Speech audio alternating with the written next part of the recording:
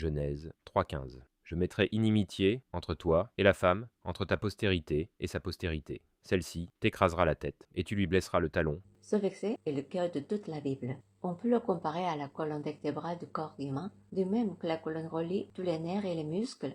Genèse 3,15 relie toutes les révélations bibliques. Cette promesse, commencée dans la Genèse, se révèle progressivement à travers l'Ancien et le Nouveau Testament et s'accomplit finalement en Jésus-Christ. Le sens littéral de la descendance de la femme est que la femme désigne directement Ève, puisque le serpent l'a tentée, et que Dieu a établi une inimitié entre eux.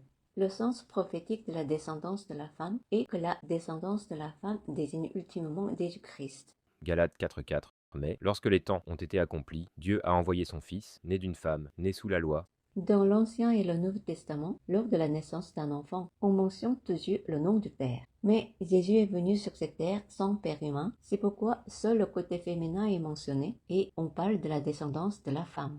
Et Jésus soit né sous la loi signifie qu'il n'avait pas de père biologique, mais qu'un père légal a été établi selon les normes humaines. Genèse 3,15. Je mettrai inimitié entre toi et la femme, entre ta postérité et sa postérité. Celle-ci t'écrasera la tête, et tu lui blesseras le talon.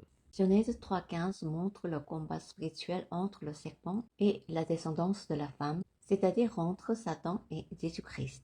Tu lui blesseras le talon signifie les souffrances de Jésus sur la croix, tandis qu'il t'écrasera la tête désigne la victoire décisive sur le pouvoir de Satan. Genèse 3,15 est le fondement central de la Bible. Il nous révèle que Jésus, la descendance de la femme, viendra sur cette terre.